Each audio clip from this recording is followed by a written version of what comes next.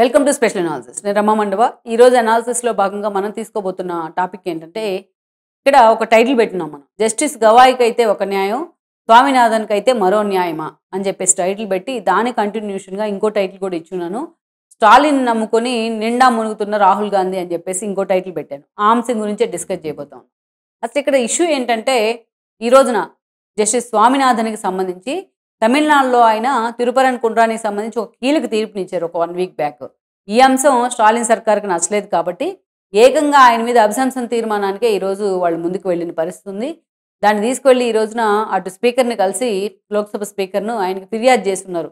మొత్తం ఇండియా కూటమి తరపున 120 మంది ఎంపీలు వెళ్ళి ఆయన మీద స్వామినాథన్ మీద అభిశంసన తీర్మానాన్ని స్పీకర్కి ఇవ్వడం జరిగింది. ఇది దేశవ్యాప్తంగా చాలా సీరియస్గా చర్చనీయాంశమైంది. ఎంత చర్చనీయాంశమైంది అంటే, ఈరోజు స్టాలిన్ వచ్చి ఇలా చెప్పడంతోనే, ఒక తీర్మానం ఇవ్వాలి అనడంతోనే 120 మంది ఇండియా కూటమిలో చాలా పార్టీలు ఉన్నాయి.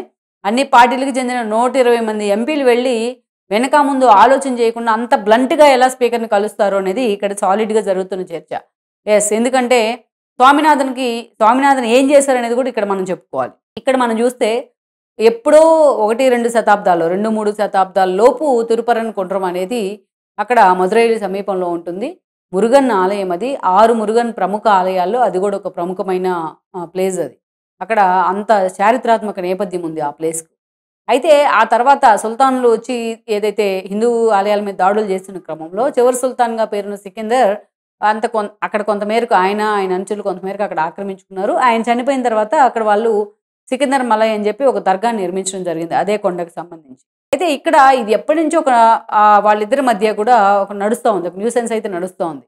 అక్కడ దర్గా ఉంది, ఆ ప్లేస్ మాది అని వీళ్ళు దాన్ని సికిందర్ మలైగా మార్చాలని ముస్లిమ్స్, కాదు అది అసలు ఆల్రెడీ అది స్కందమలై అయితే మీరు సికిందర్ మలైగా ఎట్లా మారుస్తారని చెప్పేసి హిందువులు.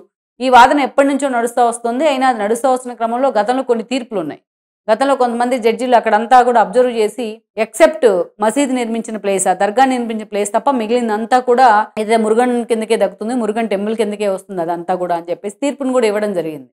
సో అంతా ఒక సెంటిమెంట్ క్రియేట్ చేస్తూ ఉంది ఎప్పటి నుంచో అది. అయితే ఇటీవల కాలంలో అక్కడ ముస్లిమ్స్ కొందరు పైన నాన్ వెజ్ వండుకున్నారు, అక్కడ తిన్నారనేది ఒక చర్చ.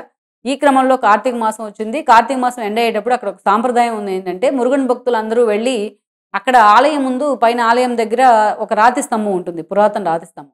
అక్కడ వాళ్ళు దీపాలు అలంకరిస్తారనమాట, దీపాలు దీపారాధన చేస్తారు. ఈ క్రమంలోనే ఈ న్యూసెన్స్ జరుగుతూ ఉన్న క్రమంలో వాళ్ళు దీపారాధన చేయడానికి వీల్లేదని ముస్లిమ్స్ అడ్డుకున్నారు.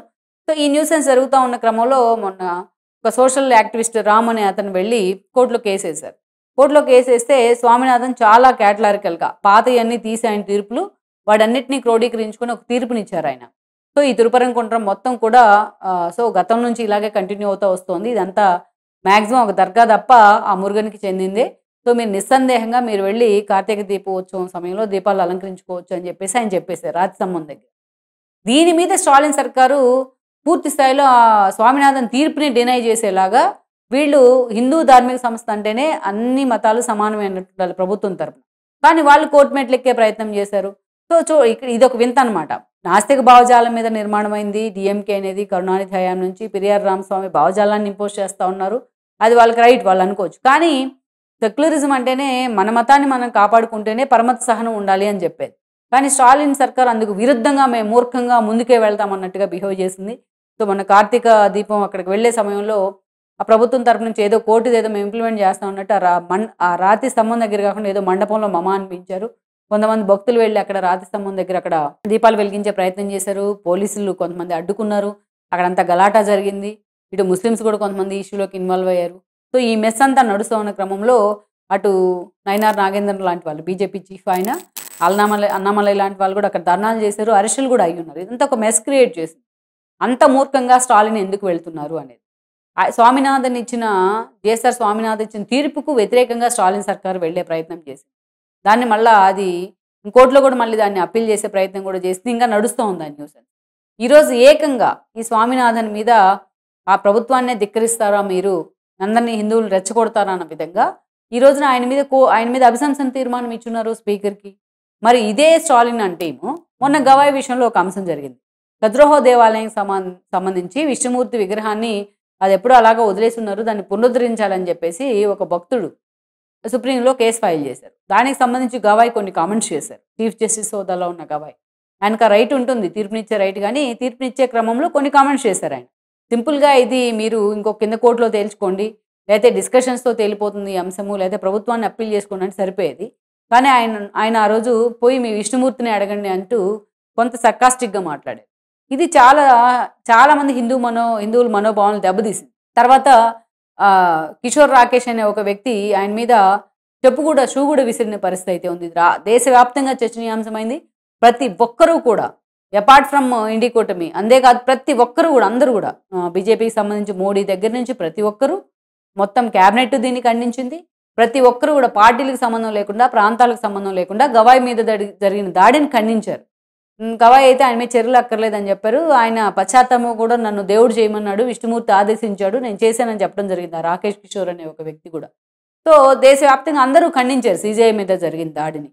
మరి ఆ రోజు ఆయన హిందూ మతం గురించి సర్కాస్టిక్గా గవాయి మాట్లాడినప్పుడు ఎందుకు వీళ్ళు దాన్ని ఖండించే ప్రయత్నం చేయలేదు? ఎందుకు దాన్ని ఖండించకుండా ఆయన మీద జరిగిన దాడిని ఖండించారు? బట్ ప్రపంచం మొత్తం ఆయన వైపే, మొత్తం వన్ సైడెడ్గా దేశం మొత్తం ఆయన వైపే నిలబడింది. ఆ విషయంలో రాకేష్ వైపు ఎవరు నిలబడలేదు. షూ తీసుకొని వేసిన రాకేష్ వైపు. సో అది తప్పే, ఎవరైనా సరే అది చేయడం తప్పే, దాన్ని ఖండించాల్సింది. కానీ మరి ఇది ఆ రోజు చేస్తే మాత్రం ఒక్కరు కూడా మాట్లాడలేదు. ఎవరు కూడా విష్ణుమూర్తిని వెళ్ళి అడుక్కోండి అని ఆయన చెప్తే ఒక్కరు కూడా దీన్ని ఆయన మీద అభిశంస ఇవ్వడానికి కూడా ఎవరు ఒప్పుకోలేదు. ఎవరు కూడా అంత దూరం వెళ్ళే సాహసం కూడా చేయలేదు. కానీ ఈరోజు స్వామినాథన్ అలా ఇవ్వడంతోనే ఆయన మీద ఈరోజు దాదాపు 120 మంది ఎంపీలు వెళ్ళి అభిశంసన తీర్మానం ఇచ్చారు. ఇది స్టాలిన్ దగ్గరుండి వాళ్ళతో నడిపిస్తూ ఉన్నారు. అసలు ఇండియా కూడా నడిపిస్తోంది మల్లికార్జున ఖర్గే అండ్ రాహుల్ గాంధీనా, లేకపోతే స్టాలిన్ అనేది ఇక్కడ క్వశ్చన్. ఈరోజు స్టాలిన్ నిండా మునిగారు. ఆల్రెడీ ఎన్నికలు రాబోతూ ఉన్నాయి తమిళనాడులో నెక్స్ట్ ఇయర్. ఆల్రెడీ ఇప్పటికే ఇలాంటి ఇష్యూలతో నిండా మునిగారు. సనాతన ధర్మం ఏంటి, సనాతన ధర్మం లేదు ఏమి లేదని వాళ్ళ కొడుకు, ఇట్లా తిరుపరన్కొండం లాంటి విషయాల్లో స్టాలిన్ ఇప్పటికే పూర్తిగా సగం పైనే మునిగున్నారు. శ్రీరామ్ లాంటి వాళ్ళు సర్వేలు చేస్తే ఏఐడిఎంకే వైపే మొగ్గు చూపుతున్నారు తమిళ ప్రజలంతా. ఇప్పటికే ఫస్ట్ వేవ్ సర్వే చేశారు ఆయన 100 సీట్లలో. ఇలాంటి సందర్భంలో స్టాలిన్ తన బురదను తీసుకెళ్లి అటు ఇండి కూటమికి, అదేవిధంగా రాహుల్ గాంధీకి కూడా అందించే ప్రయత్నం చేస్తారు.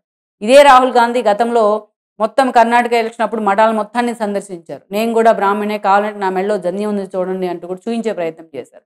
నా తాత కాశ్మీరీ పండిట్ అంటూ కూడా క్లెయిమ్ చేసుకున్నారు. మరి అలాంటి రాహుల్ గాంధీ ఈరోజు ఎలా ఒప్పుకున్నారు స్టాలిన్ ఇలా అడగడంతో ఏదైతే దేశవ్యాప్తంగా నడుస్తున్న చర్చ, మొత్తానికి తాను అందించుకున్న బురదని ఇండియా కూటమిలో అన్ని పార్టీలు కూడా స్టాలిన్ అందించే ప్రయత్నం చేస్తున్నారు. దీని ఎఫెక్ట్ ఎలా ఉంటుంది రాబోయే రోజుల్లో అనేది కూడా మనం చూడాలి. Please share, like and subscribe R24 Telugu YouTube channel.